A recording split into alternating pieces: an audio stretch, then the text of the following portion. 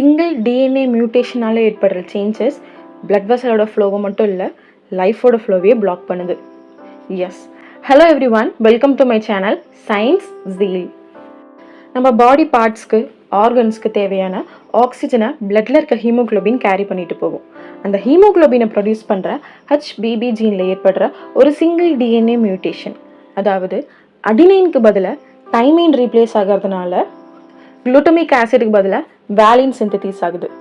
Leads to ஹீமோக்ளோபினோட structure அது change பண்ணுது. That causes change in RBC shape. Normal disk ஷேப்பில் இருக்க வேண்டிய ஆர்பிசி சிக்கிள் ஆர் கிரசன்ட் மூன் ஷேப்பில் மாறுது. இது ஸ்டிக்கி அண்ட் ரிஜிடாக இருக்கிறனால பிளட் வெசலை பிளாக் பண்ணுது. அது மட்டும் இல்லாமல் இதோட life span just 10 to 20 days தான். நம்ம பாடியால் எனஃப் அமௌண்ட் ஆஃப் நியூ ஆர்பிசிஸை ஃபாஸ்ட்டாக ரீப்ளேஸ் பண்ண முடியாது. இதனால் நம்ம பாடிக்கு தேவையான எனஃப் அமௌண்ட் ஆஃப் ஆக்சிஜன் ஒழுங்காக போய் ரீச் ஆகாது. Leads to anaemia. ரொம்ப வீக்காக டயர்டாக ஃபீல் பண்ணுவாங்க. Pain, crisis, hand and feet swelling, organ damage, stroke மாதிரியான மேஜர் ப்ராப்ளம்ஸ் ஏற்படும்.